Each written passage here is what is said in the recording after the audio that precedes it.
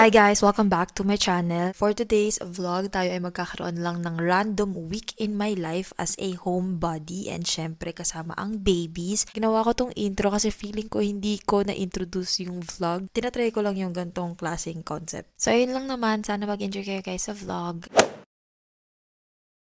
Today is shipment day. Ayan ang orders natin. Naipack ko na din. Ang aga ko gumising para gawin to. Thank you so much po sa lahat ng bumili. I-pick up na siya ng 2. So, aakyat tayo. Need ko din ilabas yung trash ko. Mag-i-edit pa ako ng vlog na ipopost ko mamaya. Laptop edit na lang yun. Tapos gagawin ko ng intro part. So, mabilis na lang. Yung coffee ko today is sobrang konti lang dahil wala na akong sugar. So, need kong mag-grocery. Actually, okay pa ako sa lahat except dun sa sugar. Nakalimutan kong wala na. Bumili ako ng coffee. Tapos meron pa pala. So, dumoble yung coffee ko. Tapos hindi ko na-check na wala akong sugar. Nagbe-breakout ako. Oh my gosh. Tapos ang pinakamalala, pinipick ko pa sila. So, di sila gumagaling. Inahawakan ko pa. Dito si Otto. Tutulog siya sa aking chair. Lagi yan nandyan. Katabi ko yan lagi. Hi guys. So, dapat mag-aantay lang ako dun sa tapat. Pero I decided to just walk. Wala pa akong lakad. Gusto ko na matutong mag-watch ng walks ko. Kasi I am not moving much, guys. It's important to move. Lalo na yung legs mo. Kasi pagka tumanda ka, tapos hindi na gumagana masyado yung legs mo, isa yun sa magiging rason kung ba't mai-extinct ka. Parang pangit lang term ko. Malapit na daw siya eh. So, akitin ko na lang sa may hotel kasi dito sa baba yung residences or yung condos. Nakakahingal yung paakyat, pero yung pababa madali lang. Tapos naiihip pa ako. Hi baby! Oh my goodness, my boy! Hi you crazies! Hi guys! I'm back. Laptop edit na tayo. Mabilis lang naman to. Tapos, need ko siya i-publish mamaya. So, mayroon na rin akong thumbnail. Papakita ko sa inyo. Ito yung draft ko. Simplified thumbnails yung trip ko now. So, isang picture lang, tas text. Hindi ko pa sure kung living room update or living room setup. So, ayan ang drafts ko. Ginagawa ko sa laptop edit ay nilagay ko yung music. Tapos, ina-adjust ko yung audio sa part na medyo hindi maayos. Tapos, after na ito, gagawin ko yung vlog preview sa unahan na nire-repost ko sa Instagram and sa TikTok. Ito ang aking snack, Nacho Crispies, Yummy Barbecue. Oh, smells nice!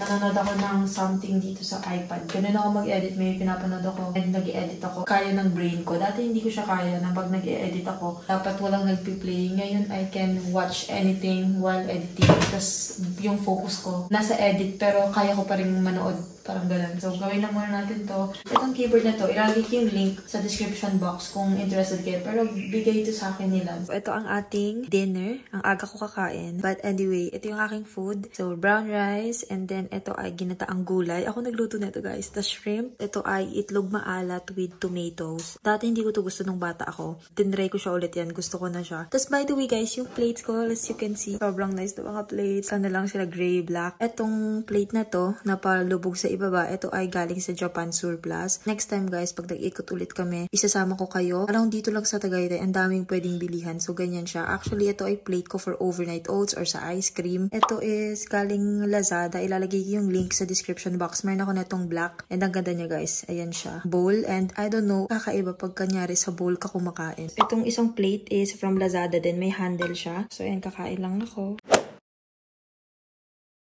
Today is filming day. So, aim kong makapag-film ng 2 deadline. Isang IG reel and isang YouTube video na talking portion. Like, i-haul ko. Hindi ko alam ano exactly itong vlog na to. Pero parang ngayon lang ulit ako nagkaroon ng parang day in my life. Siguro na nasa bahay lang. 3:43 na. Makulimlim. Ganyan yung ilaw. Minsan tinatamad ako mag-film. Pero ilalaban ko kasi sobrang dami kong deadlines. And Saturday na bukas. Recently, tuwing Saturday and Sunday, nagwo-work pa din ako. So, wala na naman akong work-life balance. Kahapon, na-post na natin yung vlog. Thank you so much, guys, sa mga nagko-comment. Magre-respond ako ng comment pa again later. Pero sobrang na-appreciate ko talaga, guys, pag nagko-comment kayo and parang kwentuhan ako sa comment section. I'm excited sa comments sa vlog na to or kung meron man. But anyway, na-post natin siya. Alam nyo ba, guys, sagad-sagad yung oras kahapon. Kasi, gato kasi yan, may sleeping time kasi sila Cloud, Autumn, and Gucci. So, ngayon, 3 o'clock sleeping time nila. Pero pag 6, lahat yan ay magigising at maglalaro. laro. And yung laro nila, hindi normal na laro na ganun-ganun lang, like sapakan lang. Tumatakbo sila sa lahat-lahat. Tapos lahat malalaglag. And pag nangyari yun, hindi ako makapag-focus sa ginagawa ko. So kahapon, sa sakto na dapat na 6 ako mapopost yung vlog. Pero nagsitakbuhan sila and na-overstimulate ako. Eto pa pala guys, wala akong sugar. Masakit yung ulo ko pag di ako nagko-coffee. I know parang OA, pero feeling ko may nakaka-relate. Sakit sobrang ng ulo ko kanina. Sabi ko, wala, mag-waste ko tong araw na to. Tapos aalis kami ni Lance sa Sunday kasi may need akong picturean. So may gagawin akong deadline. Mag-work pa din ako sa Saturday. Hahabulin ko lahat. Alam niyo ang ginawa ko. Sobrang wala. Kwento ko lang sa inyo guys, last time, wala akong coffee, tas meron akong sugar. Nakakalimutan ko itong mga gato, like coffee and sugar talaga, lagi kong nakakalimutan na nauubos yung stocks ko. Wala akong coffee last time. Ngayon meron akong nuts, kasi yun ang ginagawa kong snacks, like mga almonds, cashews. Tas nakita ko pwede kang gumawa ng homemade. Alam niyo ang ginawa ko? Blended ko ang cashews and almonds. Actually, dapat cashews lang. Pero sabi ko, baka pwede naman nating lagyan ng almonds para mas masarap. Buo-buo yung almonds kasi hindi siya na blend. So, dapat cashews lang. So, yun, nag-homemade ako. Hindi gumana. Tinapon ko din. Sayang. Pero kasi hindi ko talaga siya gusto. So, ngayon, wala akong sugar. But, nakagawa ako, guys. Alam niyo nang ginawa ko. Ito yung nakita ko online. And, pwede daw ang syrup. Sabi niya maple syrup. Baka pwede pancake syrup. So, nakagawa ng coffee na gamit ko ay pancake syrup. Kasi ayokong maglakad pataas. So now I know na anong alternative. Actually, okay lang yung lasa niya, but hindi exactly. But okay na to. Like, may caffeine pa din na pumapasok sa akin at gumagana yung wiring sa utak ko. Ito yung i-film ko. Ang cute neto. Gusto ko lang ikwento sa inyo. Keychain. Ano siya eh? Human figure. Pero ang nilagay kong mga name ay sa mga babies. Autumn, si Summer, si Cloud, si Gucci, and si Scooby. Tapos may corresponding colors sila. Yung makikita nyo kay Scooby is purple. Kilala nyo kay si Scooby. Kay Gucci, brown. Tapos kay Summer, yellow. Tapos kay Cloud blue. Kay Autumn kasi girly siya. Same sila ng color halos ni Scooby. Sa kanya is pink. Kay Cloud blue syempre. Ito ay binigyan ko din si Lance neto guys. Para to sa susi ko sa kotse. Pero wala dito yung susi ng kotse ko sa akin. Kasi nga inaayos. Pero nakalagay lang Sasa and gray siya. Yung binigay ko kay Lance is pink. Last one is ito. Lalagay mo yung passport mo sa loob. Pwede mo i-customize guys ang color ng mismong ito at yung lettering. So nakadepende sa'yo. And ang daming variations dun guys. Pwede nyo i-check out. Nakalagay lang passport tas S kasi Sarah tas black ang kinuha ko. Meron akong i-film ng mga wigs. Makikita nyo to soon pero ito yung mga wigs. I need to film. So sana matapos ko. Papakita ko sa inyo guys kung saan natutulog yung crazies. Unahin natin kay Cloud. Ito ay bago kong nilagay na panlapat like kumot. Kasi guys grabe si Gucci magtatatalon dito tas naglalaway pa siya and ang hirap matuyo nung sofa. Tas kanina magkatabi sila ni Gucci pero ayaw na ni Gucci. So andyan naman andito si Gucci sa kanyang bed. Tahimik lang tayo kay Autumn kasi pag nagising yan, lahat sila maglalaro na. Ayan ang pasimuno sa lahat. Andiyan sa taas ng ref. Tutulog lang siya dyan kasi nagpapainit siya si malamig ngayong lugar. Gising na po si Autumn. Hindi ko natapos yung talking portion sa isang vlog. Pero, natapos ko yung reel. Mag-i-edit ako tonight. Munti ko pa siyang malaglag. Siya ay gising na. Hi, my girl. Tapos dito siya pupunta para matulog. After niya akong iyakan ng madami. Talaga naman, matutulog daw siya, oh. Ito pala yung ginagamit kong tripod. Actually, may isa akong tripod, guys. Maltangkad siya. Tapos, ang ganda ng tripod na yun. Almost 3 years ko na ginagamit yung tripod. Pero, nasira siya, guys. Umabot na ang panahon niya at nasira na siya. Ito na lang ang gamit ko. Binili ko din to online. Ito ay may Bluetooth. Like, pwede ka mag-photoshoot mag-isa. Mahaba siya. By the way, ito yung ilaw na sinabi ko sa inyo last time. Ayan siya pag yung combination ng brightest and yung warm. Nagko-close na rin tayo ng windows kasi pag 5, guys, nagko-close na ako ng pintana because sobrang daming insekto galing sa labas. Alam niyo yung mga insect na gustong pumunta sa sinag ng ilaw? Ang dami dito. Maliliit sila, color brown sila. Yun din yung reason kaya ako nagkaroon ng magnetic mesh screen dahil sa mga insekto talaga. Hindi sila nangangagat, pero nababaliw yung mga pusa, guys. Pagka may lumilipad, hinahabol nila. Tapos si Gucci, pag dumikit yun sa kanyang skin or sa likod niya ganyan, nagpapanik siya. Actually, close ko na ngayon. Narinig niyo ba yung kidlat? Guys, grabe yung kulog. Hi, Cloud!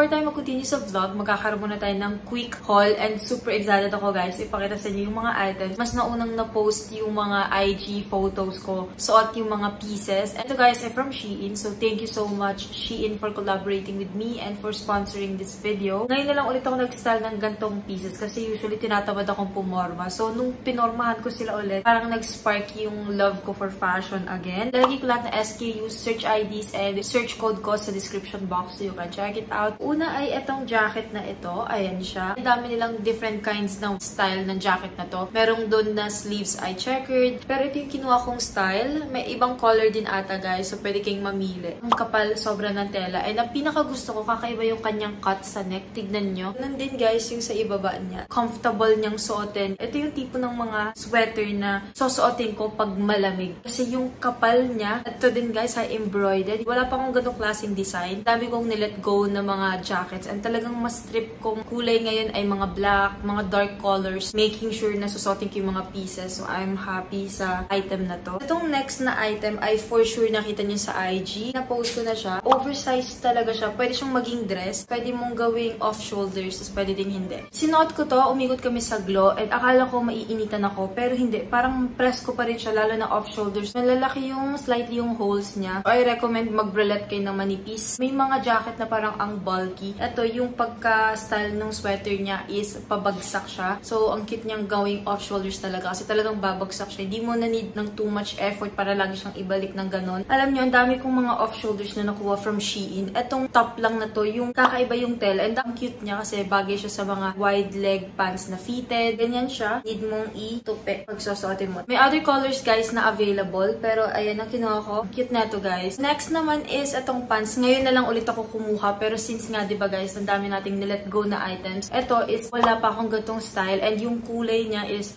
hindi masyadong statement. Like, I know na magagamit ko siya. Ito ang pants na perfect sa mga oversized tops. Naghahanap ako ng pants na babagay. May mga pants ako na akala ko wide leg na at maganda na yung itsura mismo ng pants. Pero pag pinair siya sa oversized shirt, parang hindi sila tugma. Nung sinukat ko to and yung oversized na sweater, ganda-ganda ako. Like, parang sobrang tumpak nung kanyang proportion. Hindi ko alam. Kahit hindi ka na magdala ng bag, okay na siya kasi ang dami niyang butas. Ang lalaki din ng mga butas. Hindi lang siya for design. Cute na itong pants na to. Wala pa akong gantong klaseng style ng pants. And babagay talaga siya sa mga oversized shirts ko. Next guys ay itong wide leg na jogger pants ba to? Wala akong white guys na plain na ganito. Sobrang comfy niya guys. Kunyari airport outfit or errand fit na gusto ko comfortable lang. Ang lalim din ng kanyang bulsa. Gusto mo mas mataas pa yung pagka-high waist niya. May ganito siyang area. Pwede din siyang itago pala guys. Pero hindi ko pa natatry. Tapos may ganito siyang embroidered. Kunyari naghanap kayo ng Zara dupes or Mango or H&M na mga dupes. May mga Shein shops na pwede nyo i-visit. Tapos medyo similar yung vibe. Pwede nyo makita doon. Hindi din pala siya white guys. Medyo parang beige. Dito na tayo guys sa last item. And ito ay 4-piece set na parang workout fit. Ito yung kulay na kinuha ko. May other colors ata sila. May black ata. So ayan yung first piece. Parang tank top. Isang ganyan lang siya. Kaya ako kumuha na ito guys. Kasi ang ganda ng fabric niya. Very scalping siya. Alam nyo naman, nakikita nyo sa vlogs. Lagi akong mahilig sa mga gantong biker shorts. Nakaka-flatter siya. And then yung last ay itong leggings. Ito yung kanyang waist. Nasicinch yan sa waist area nyo. Ayun lang naman yung mga pieces na nakuha ko. Lalagay ko lahat ng links, search IDs, SKUs, and meron akong search code kung sakaling gusto nyo mag-purchase. Ito yung meow ng meow. Kung naririnig nyo, I am so sorry. Thank you so much again, Shein, for collaborating with me and for sponsoring this video. I am grateful guys sa mga pieces na to. Ngayon na lang ulit ako nagkaroon ng clothes and ang tagal kong since last time na nag-huge clothing haul. Like kahit mini haul lang to, I'm very grateful talaga. Lalo na ang dami kong nilet go na items. So it means pag may dumating na blessings, need natin mag-let go. So magde-declutter ako. Ayun lang naman ang ating quick haul. Again, lahat ng info ay nasa description box so you can check it out. Thank you so much again, Shein, for collaborating with me and for sponsoring this video. Balik na tayo guys sa vlog.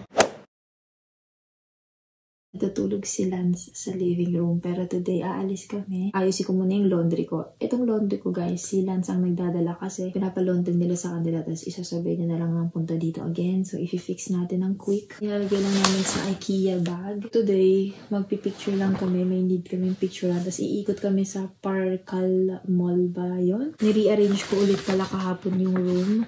Itong bedroom area. And hindi ko gusto yung pagka-rearrange. After neto, magpiprep na rin ako kasi aalis Tapos kami, medyo malayo ang Pasay or yung MOA area banda dito sa Tagaytay. So medyo malayo yung drive. Tatahakin talaga namin. Hindi na katulad dati sa old place na malapit lang. Kung mostly pinapalaundry ko ay mga pambahay lang kasi natatakot ako madamage. Namipis ko yung mga galaan doon sa old place. Yung mga lagi ko pinupuntahan. Kahapon, pumunta si Lance para bumili ng dog food doon sa dati namin pinipidang dog food na matagal na namin talagang pinibilan. Kasi ang hirap hanapin ng dog food ni Gucci. Tapos, hinanap nila ako. Pwede kaya tita laundry. Pants to. Breakfast na rin kami. Hindi ko na na-film pero we made pancakes. Next time guys, mag-film ako ng parang spend the morning with me or night routine namin ganyan. Ihiwalay-hiwalay ko yung vlogs guys. Catch up tayo kasi parang tagal ko nang hindi nakikipagkwentuhan. So I'm so excited for the contents na naiisip ko. Actually guys, minsan hindi ako makatulog.